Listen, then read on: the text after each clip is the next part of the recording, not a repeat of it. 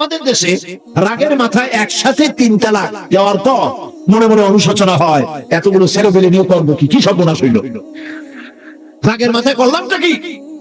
এখন এই বউ ফিরে পাওয়ার জন্য মশলা তালাশ কর। তখন গ্রামের মুন্সি মৌলবী এই জাতীয় এক শ্রেণীর লোক আছে যারা কোরআন বোঝে না, হাদিস বোঝে না, তারা হিল্লা নামক একটা ঔষধ বের করছে। সেই ঔষধটা কি? তারা বলে যে এই স্ত্রীকে যদি আবার নিতে চাও তাহলে আরেকটা পুরুষের সঙ্গে বিবাহ এবং শর্ত করো যে তোমার কাছে দিলাম, 2-3 দিন পর তুমি তালাক দিয়ে দিবা, এরপরে আমরা নিয়ে নেব। তালাকের নিয়তে বিবাহ করা এটা সম্পূর্ণ হারাম, বিবাহ হবে না। তালাকের নিয়তে বিয়ে করলো, বিয়ে হবেই। তারপরে এই যে ভাড়া করা, একজনের সঙ্গে হিলা করতে দেওয়া, এটাকে হাদিসের ভাষায় বলা হয়েছে ভাড়া করা সার। ভাড়া করা সার। ইসলামে এই ধরনের কোন বিধান নাই। সবাই কান খুলে শুনুন, হিল্লা করার যে ব্যবস্থা বাংলাদেশে গ্রামে গঞ্জে আছে, শরীয়তের কোনো অস্তিত্ব নাই। কেউ যদি তার স্ত্রীকে তালাক দেয় আর এই স্ত্রীকে আবার ফেরত নিতে চায়, মৃত্যু পর্যন্ত ফেরত দিতে পারবে না। একটা পথ আছে, সেই পথটা হলো এই স্ত্রী যদি ইচ্ছে করে কোনো স্বামী গ্রহণ করেন আর সেই স্বামী যদি ইচ্ছে করে ঘটনাচক্রে তালাক দেয়, অথবা ঘটনাচক্রে সেই স্বামীর যদি মৃত্যু হয়, তাহলে কেবলমাত্র প্রথম স্বামীর কাছে আসতে পারবে। এছাড়া প্রথম স্বামীর কাছে আসা কেমন পর্যন্ত সম্ভব নয়। এইটা ইসলাম করেছে দৃষ্টান্তমূলক শাস্তি দেওয়ার জন্য। কথায় কথায় তালাক দেবা, বাংলা ভট্টায় বলছিল কেন, এইসব শয়তানি চলবে না। এইটার জন্যই এই বিধান করা হয়েছে। ভারতের 5টা গোলাম বুদ্ধিজীবীরা এই হিল্লাটাকে, এই যে হিল্লা ইসলামে নয়, সেই হিল্লার ফতোয়া ইসলামের মধ্যে বানাইয়া আলেম ওলামাদেরকে নিন্দনীয় করার জন্য চেষ্টা করেছে। আর এর জন্য ওদের বাহন হচ্ছে ভারতের 5টা গোলাম বুদ্ধিজীবীদের বড় বাহন হলো দৈনিক জঘন্যকণ্ঠ, ইসলামের দুশ্মন, স্বাধীনতার দুশ্মন।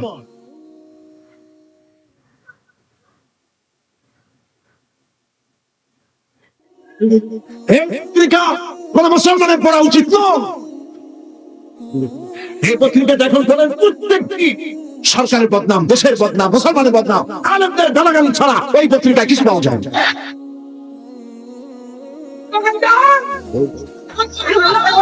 এই পত্রিকার মধ্য দিয়ে ভারতের গোলামিস্ট বিচার দেখো, সাংবাদিকরা এই পত্রিকায় চড়ে বাংলাদেশের বদনাম করে চলছে, আলেমদের বদনাম, মুসলমানদের বদনাম করে চলছে। ফতোয়া বিষয়টাকে ওরাই নিন্দনীয় করছে। ফতোয়াকে নিন্দা করা যাবে না। ফতোয়া আল্লাহ পাকের। ফতোয়া কার? গতকাল বলছি না, ফতোয়া কার? আল্লাহ পাক। ওরা সেই আল্লাহকে বিশ্বাস করে বলে চিন্তা করার কোনো কারণ নাই। কারণ এই পত্রিকাটাই লিখেছিল ওয়াহাদাল বালাদিল আমিন, এই বলদের শহর, তুই চিনি না, তোরে আমি চিনি না, এই পত্রিকায় লিখেছিল। প্রিয় ভাই সব,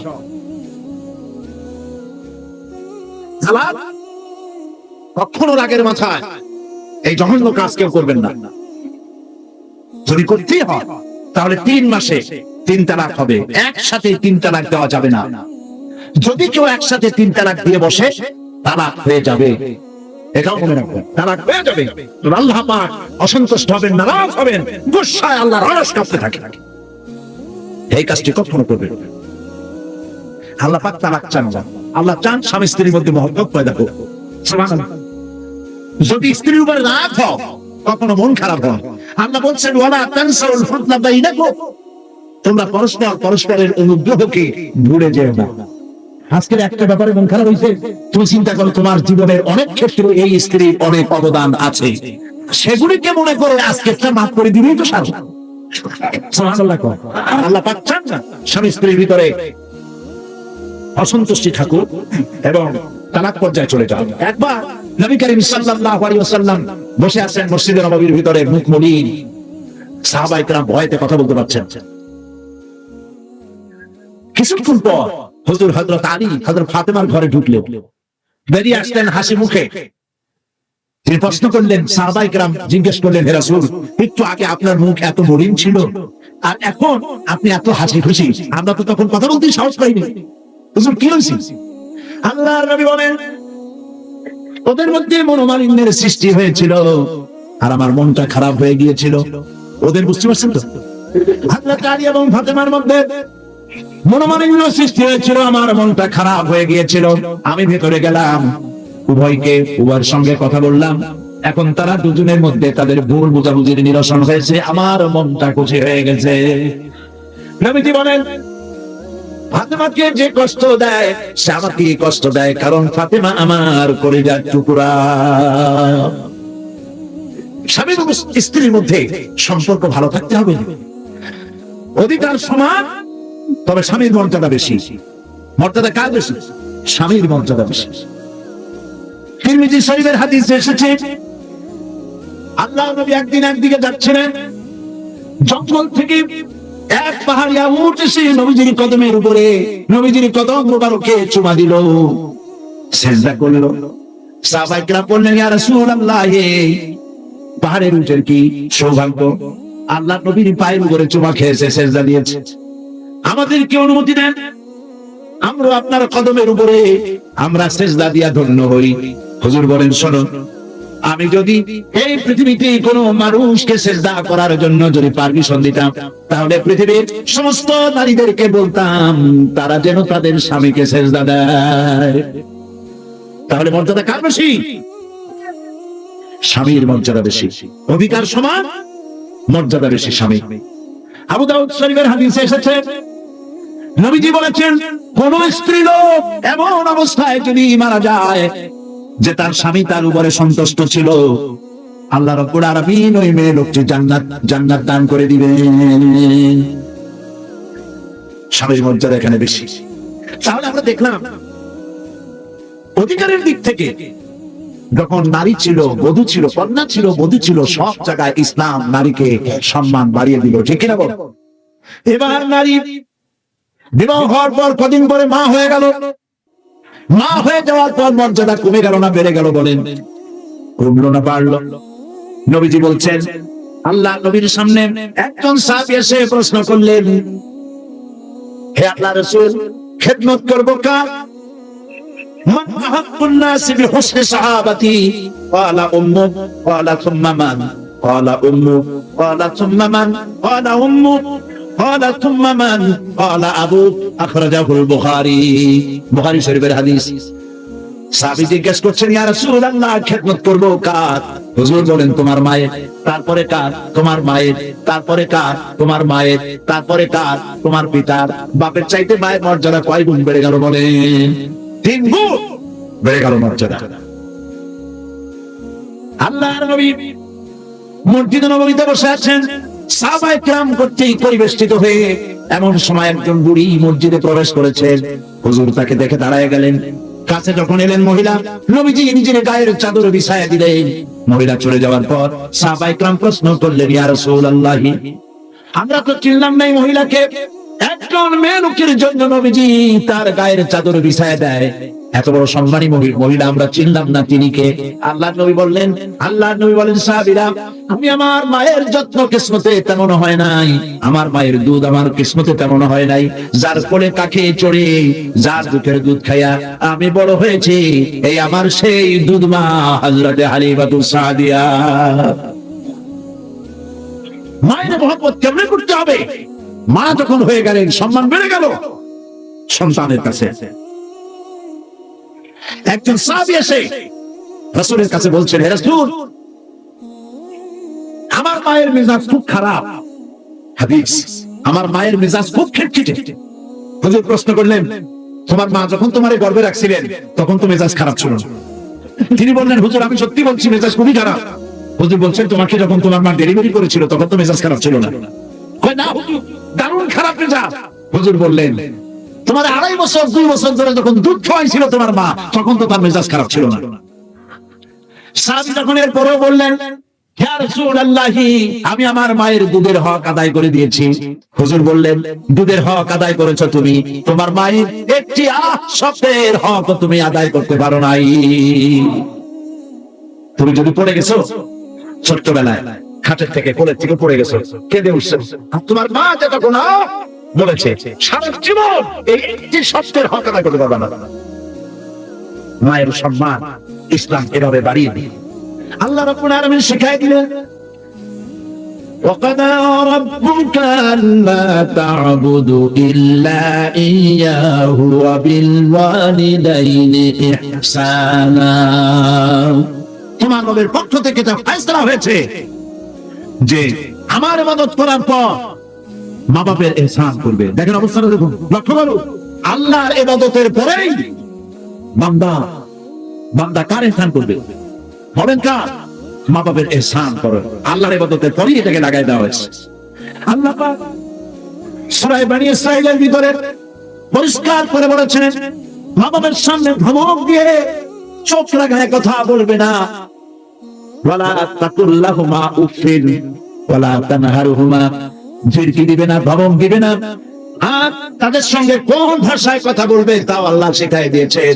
আল্লাহ পাক বলেন ওয়া কুল লাহুমা কাওলান কারীমা, সম্মান সূচক কথা বলো মা বাবার সামনে। আর দোয়া শিখাই দিলেন, বান্দারা তোমার মা বাবার জন্য আমার কাছে এই ভাষায় দোয়া করো, রব্বিরহামহুমা কামা রাব্বায়ানি সাগীরা। জবান ছেড়ে দিয়ে সবাই পড়েন রব্বিরহামহুমা কামা রাব্বায়ানি সাগীরা। আয় আমার রব, আমার বাবা ছোটবেলায় আমাকে যেভাবে স্নেহের করে লালন পালন করেছে, আল্লাহ পাক তুমি দয়া করে আমাকে, আমার পিতা মাতাকে তোমার রহমতের করে লালন পালন করো। আল্লাহ পাক শিখাই দিয়েছে।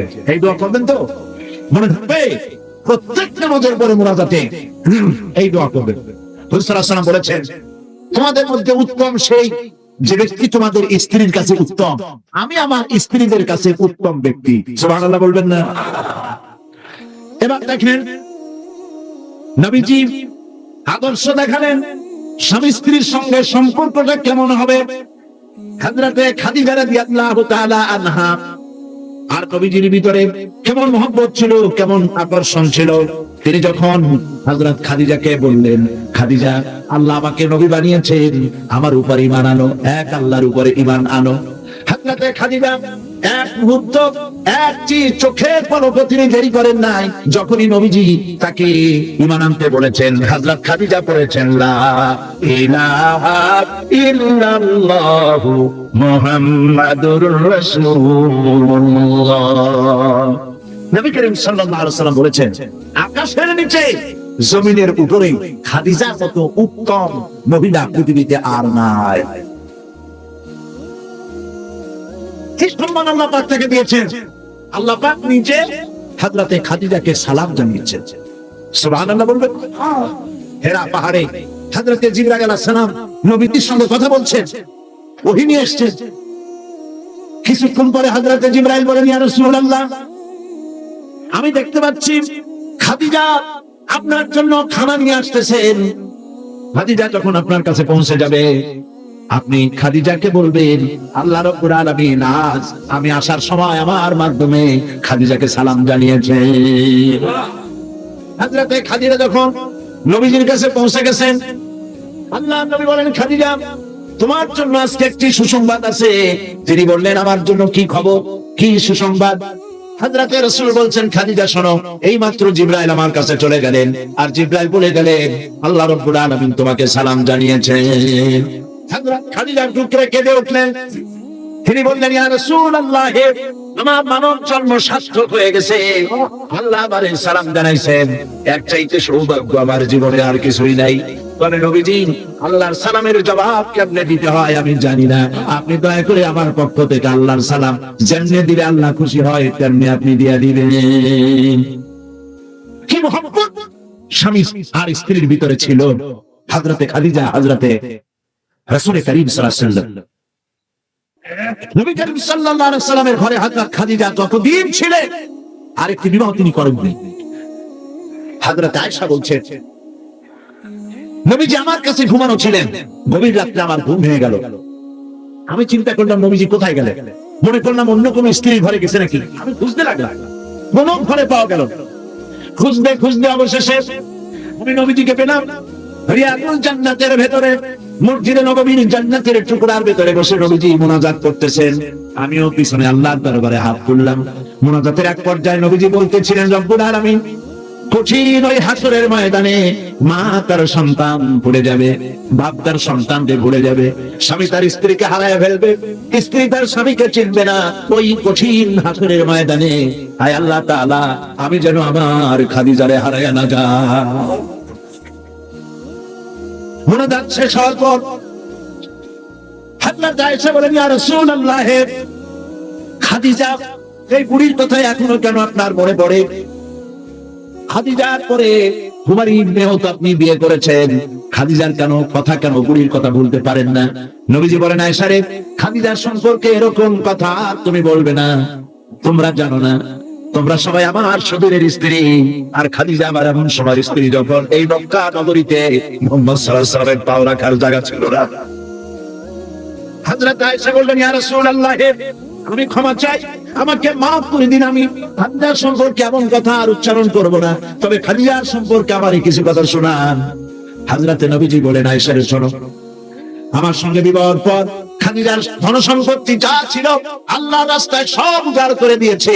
কতদিন না খেয়ে থেকেছে, একদিনের জন্য বলে নাই আপনার সাথে বিয়ে হয়েছে বলে আজ আমি না খেয়ে আসি। সারাদিন সারা রাত দাওয়াতের কাজ করে আমি যখনই দরজার কাছে ফিরেছি, যত রাত হোক না কেন, একবার বলেছি খাদিজা, অমনি দরজা খুলে গেছে। আমি প্রশ্ন করেছি, খাদিজা, যত রাত্রে আসলাম একদিনও দুইটা ডাক দেওয়া লাগলো না, তুমি কি ঘুমাও না? হযরত খাদিজা বলেছেন, ইয়া রাসূলুল্লাহ, আপনি দ্বীনের দাওয়াতের জন্য ব্যস্ত থাকেন, কষ্ট করেন, আমি মনে মনে ভাবি আমি যদি ঘুমায় থাকি রাতের বেলায়, আর নবীজি যদি দরজার কাছে এসে খাদিজা খাদিজা বলে ডাকাডাকি করেন, উঠতে যদি আমার দেরি হয় আল্লাহর নবীর সঙ্গে বেয়াদবি হয়ে যাবে। এইটা মনে করে বিছানায় না ঘুমায় যতক্ষণ আপনি না ফেরেন, এই দরজাটার সাথে পিঠ লাগাইয়া দাঁড়াইয়া ঘুমায়। হযরত আয়েশা বলেছেন, আমাদের ঘরে রান্না বান্না তেমন হতো না, আমাদের ঘরে তেমন গোশত খাওয়ার সুযোগ আমাদের কিসমতে তেমন হতো না।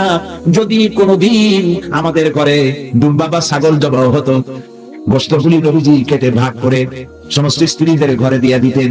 এরপরে কয়েকটা গোশতের টুকরা একটা টোকরায় নিয়ে হযরত খাদিজা মদিনার গলিতে ঘুরে বেড়াতেন। খাদিজার কুরবান তুমি পাওয়া যায় কিনা? সুবহানাল্লাহ। নবী করিম সাল্লাল্লাহু আলাইহি ওয়াসাল্লাম তার স্ত্রীদেরকে ভালোবাসতেন, আর স্ত্রীরাও নবীর জন্য এভাবে ভালোবাসতেন, ভালোবাসা দিতে। স্ত্রী অধিকার ইসলাম দিয়েছে, আর কেউ দিতে পারে না। আর এই স্ত্রীদের মধ্যে সবচেয়ে উত্তম স্ত্রীকে নবীজি বলেছেন, আর দুনিয়া কুল্লুহা মাতাউ ওয়া খায়রুল মাতাঈদ দুনিয়া ইমরাতুস সালিহ। দুনিয়ার সবকিছু সম্পদ, এর মধ্যে উত্তম নিয়ামত হচ্ছে পতিপরায়ণা সতীসাধ্বী স্ত্রী। সুবহানাল্লাহ। হুজুর বলেছেন, তিনটি জিনিস আমি পছন্দ করি, তিনটি জিনিস আমার প্রিয়। একটি হলো নামাজ, একটি হলো সুগন্ধ, আর একটি হলো স্ত্রী। সুবহানাল্লাহ। এই স্ত্রীকে সমান অধিকার দিয়েছে নবীজি। আল্লাহর ইসলাম সমান অধিকার দিয়েছে। নারীর অর্থনৈতিক অধিকার প্রতিষ্ঠিত করেছে ইসলাম, তাকে অর্থনৈতিক অধিকার দিয়েছে, মহারানার ব্যবস্থা করেছে। কোরআন বলছে, ফাতুহুন্না উজুরাহুন্না ফারিদা, ফরজ রূপী দায়িত্ব হিসাবে স্ত্রীর মহারানার টাকা আদায় করে দাও। বহু মুসলমান আছে মহারানার টাকা আদায় করে না, বরং আজকাল তো নতুন সিস্টেম চালু হয়েছে মানুষকে শোনাবার জন্য। বিবাহের মজলিসে বলা হয়, অমুকের মেয়ে অমুকের ছেলে বিয়ের মহারানা কত? ৫,৫৫,৫৫৫ সামনে একটা টাকা বা পয়সা জিরো থাকতে পারবে না, একটা নিয়ম নীতি করে দিয়েছে। এই টাকাগুলি মহারানার টাকা সঠিকভাবে আদায় করা হয় না অনেক ক্ষেত্রে, একথা ঠিক কি? বরং উল্টো করে মহারানা আদায় করা হয় মেয়ে পক্ষের কাছ থেকে, কন্যা পক্ষের কাছ থেকে। এটাকে কি বলা হয়? এটাকে কি বলা হয়? এটা হলো যৌতুক নামের কৌতুক। মেয়ে পক্ষের কাছ থেকে টাকা আদায় করা। মেয়ে পক্ষ যদি ইচ্ছে করে বর পক্ষকে যদি টাকা দেয়, পয়সা দেয়, গাড়ি দেয়, বাড়ি দেয়, কোনো আপত্তি নেই, দিতে পারে। কিন্তু ডিমান্ড করে নেওয়া, চেয়ে নেওয়া সম্পূর্ণ হারাম। কন্যার পিতার মাতা 12 বছর, 18 বছর, 20 বছর, 25 বছর লালন পালন করে কলিজার টুকরা সন্তানটাই তো দিয়ে দিল। এর চাইতে টেলিভিশন, গাড়ি বাড়ি বেশি হয় কি? এই যৌতুক বাংলাদেশের সর্বত্র আছে, অবশ্য চট্টগ্রামে নাই, আছে। ছেলে যদি এমএ পাস করে, ইঞ্জিনিয়ারিং পড়ে, লয়ার হয়েছে, পিতার এই ধারণাই হয় সন্তানকে পড়াতে লেখাতে যত টাকা খরচ হয়েছে কন্যা পক্ষকে কাছের থেকে আদায় করে নেব। এবং সেই জন্য বিয়ের সময় দাবি করা হয় 50 লক্ষ টাকা দিতে হবে, গুলশানে 3টা বাড়ি দিতে হবে, মঙ্গল গ্রহে অফিস বানায় দিতে হবে। আপনার ছেলে এমএ পাস করেছে, লয়ার হয়েছে, ব্যারিস্টার হয়েছে, তো কি হয়েছে? আপনি কেন নির্যাতন করবেন কন্যা পক্ষকে? জায়েজ নাই, হারাম। শুকরের মাংস যেমন হারাম, কন্যা পক্ষের কাছ থেকে জবরদস্তি করে চেয়ে ডিমান্ড করে যৌতুক আদায় করা ওরকমই হারাম। এই কাজটি কি আপনারা করবেন? এই কাজটি কি করবেন? বিবাহ করবে, বিবাহ করাবেন ছেলেকে ভালোবাসা দিয়ে, টাকা দিয়ে, পয়সা দিয়ে বিবাহ করায়া নিয়ে একটা ঘরে নিয়ে আসবেন, কন্যা পক্ষের উপরে চাপ সৃষ্টি করবেন না। তো নারীকে মোহরানা দেওয়ার ব্যবস্থা ইসলাম করেছে। কে ব্যবস্থা করেছে বলে? ইসলাম করেছে। এবার আরো দেখুন আল্লাহ পাক কি বলছে, وَإِذَا أَتَيْتُمْ إِحْدَاهُنَّ قِنْطَارًا فَلَا تَأْخُذُوا مِنْهُ شَيْئًا। যদি তোমরা নারীদেরকে স্তূপ পরিমাণ অর্থ করি যদি দান করো, তাহলে সামান্য তার থেকে ফেরত নিও না। আল্লাহ পাক চান মহিলাদের কাছে, নারীদের কাছে কিছু পুঁজি থাকুক, টাকা পয়সা থাকুক। আল্লাহ এটা চান যদি তুমি কিছু দাও, তা যদি স্তূপ আকারেও হয়, তবুও সেগুলিকে ফেরত দিও না, ফেরত দিও। বহু মুসলমান আছে আমাদের সমাজে, হজ করে, নামাজও পড়ে, কপালে দাগও পড়ে গেছে, তার ব্যবসা আছে, ধানি জমিনও আছে, বিবাহের সময় মেয়েকে টাকা করে দিয়ে, ব্যবসা টাকা করে যৌতুক চতুর দিয়ে বিদায় করে দেয়, সম্পত্তির ভাগ দেয় না, ব্যবসারও ভাগ দেয় না। আছে না এমন? আছে কি? আপনি কন্যাকে ঠকালেন, এর জন্য আল্লাহর কাছে আপনাকে দায়ী হতে হবে। মেয়েদেরকে অর্থনৈতিক অধিকার আল্লাহ এভাবে প্রতিষ্ঠিত করেছেন, সে মহিলাদেরকে অর্থনৈতিক দিক থেকে তাদেরকে নির্যাতন করা যাবে না। এবার মেয়েদেরকে শিক্ষার অধিকার দেওয়া হয়েছে, কোনটা দেওয়া হয়নি? তারা বলছে, ইসলামের দুশমনেরা বলে নারীদেরকে ইসলাম ঠকাইছে। কোথা থেকে ঠকানো? কন্যা হিসেবে মর্যাদা দিল, বধূ হিসেবে মর্যাদা দিল, তারপরে অর্থনৈতিক সুযোগ করে দিল, এবার শিক্ষার অধিকারও প্রতিষ্ঠিত করলো। হযরতে আয়েশা রাদিয়াল্লাহু তাআলা আনহা, তিনি শিক্ষার্থী ছিলেন, হাজার হাজার সাহাবীর উস্তাদ ছিলেন। সুবহানাল্লাহ বলেন। হাদিসের উস্তাদ ছিলেন, তাফসীরের উস্তাদ ছিলেন, ফিকহের উস্তাদ ছিলেন। শিক্ষার অধিকার ইসলাম দিয়েছে নারীকে। নারীরা লেখাপড়া করতে পারবে, কোনো অসুবিধা নেই। এভাবে অধিকার শুধু অর্থনৈতিক নয়, লেখাপড়ার অধিকার দিল, তালাকের একটি অধিকার, এটি একটি গুরুত্বপূর্ণ বিষয়। তালাকের অধিকারটিও শুধুমাত্র পুরুষের না, এই তালাকের অধিকার নারীদেরকেও দেওয়া হয়েছে। বুঝতে পেরেছেন? তালাকের অধিকার, বিবাহ বিচ্ছেদের অধিকার শুধু পুরুষের নয়, নারীকেও দেওয়া হয়েছে। পুরুষ যদি অকর্মণ্য হয়, যদি সে উন্মাদ হয়, জালিম হয়, নপুংসক হয়, তাহলে এই স্ত্রী কোর্টে তা প্রমাণ করে তার স্বামীকে পরিত্যাগ করে ইচ্ছে মতো স্বামী গ্রহণ করতে পারবে। ইসলাম সুযোগ দেয়। তালাক, কথায় কথায় তালাক দেওয়ার একটা রেওয়াজ আমাদের দেশে আছে। বাংলাদেশে যদি আল্লাহ কোনদিন দয়া করে ইসলামী রাষ্ট্র প্রতিষ্ঠিত করে দেন, তাহলে কথায় কথায় তালাক দেওয়ার এই প্রথাকে বন্ধ করে দেওয়া হবে। তরকারিতে লবণ কম হয়েছে, শুটকি মাছে ঝাল হইল কেন, এইসব কথা বলে তালাক দেওয়া যাবে না। আর একসঙ্গে 3 তালাক দেওয়া তো যাবেই না। এক সাহাবী এসে নবী করিম সাল্লাল্লাহু আলাইহি ওয়াসাল্লামের কাছে খবর দিলেন যে একজন তার স্ত্রীকে একসাথে 3 তালাক দিয়েছে। নবী করিম সাল্লাল্লাহু আলাইহি ওয়াসাল্লাম এত গুসা হয়েছিলেন যে বসার থেকে দাঁড়িয়ে গেলেন। তিনি বললেন, এই লোকটি তো আল্লাহ পাকের কোরআনের সাথে চামচা করেছে। তালাকের আল্লাহর কাছে 2টা হালাল সবচেয়ে জঘন্য, 2টি হালাল সবচেয়ে জঘন্য। একটা হলো ভিক্ষাবৃত্তি, আর একটা হলো তালাক। যখন তালাক দেওয়া হয় অন্যায় ভাবে, গোসায় আল্লাহর আরশ কাঁপতে থাকে। নাউজুবিল্লাহ বলে। আপনি এভাবে তালাক দিতে পারবেন? তালাক দেওয়ার নিয়ম হলো, যখন স্ত্রীর সাথে, লক্ষ্য করুন, স্ত্রীর সাথে বনিবনা হচ্ছে না, স্ত্রীর চরিত্র খারাপ, স্ত্রীর দাজ্জাল মার্কা, বনেই না, তো আল্লাহ পাক তখন বলেছেন উভয় পক্ষের আত্মীয় স্বজন নিয়ে মীমাংসা করার চেষ্টা করো, সালিসি করো।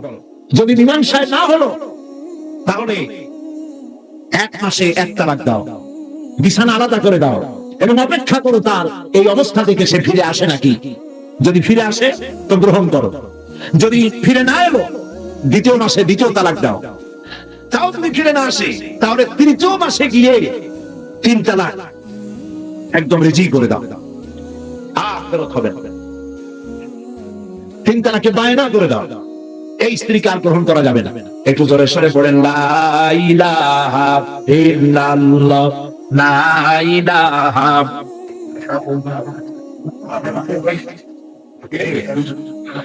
লা ইলাহা ইল্লাল্লাহ, লা ইলাহা, লা ইলাহা ইল্লাল্লাহ।